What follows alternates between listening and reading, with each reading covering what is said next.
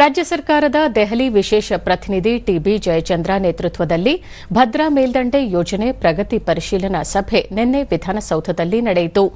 ಸಭೆಯಲ್ಲಿ ಜೆಡಿಎಸ್ ಶಾಸಕಾಂಗ ಪಕ್ಷದ ನಾಯಕ ಸುರೇಶ್ ಬಾಬು, ಜಲಸಂಪನ್ಮೂಲ ಇಲಾಖೆಯ ಪ್ರಧಾನ ಕಾರ್ಯದರ್ಶಿ ಹಾಗೂ ಹೆಚ್ಚುವರಿ ಮುಖ್ಯ ಕಾರ್ಯದರ್ಶಿ ಗೌರವ್ ಗುಪ್ತಾ ಸೇರಿದಂತೆ ಮತ್ತಿತರರು ಉಪಸ್ಥಿತರಿದ್ದರು.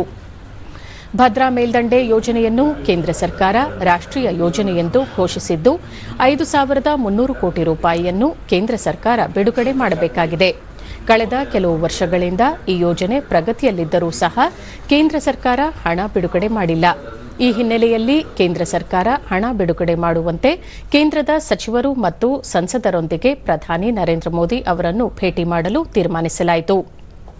ಈ ಯೋಜನೆಗೆ ಸಂಬಂಧಿಸಿದಂತೆ ಚಿಕ್ಕಮಗಳೂರು ಜಿಲ್ಲೆಯ ಕೆಲವು ತಾಲೂಕುಗಳಲ್ಲಿ ಭೂಸ್ವಾಧೀನ ಪ್ರಕ್ರಿಯೆಗೆ ತೊಡಕುಂಟಾಗಿದೆ.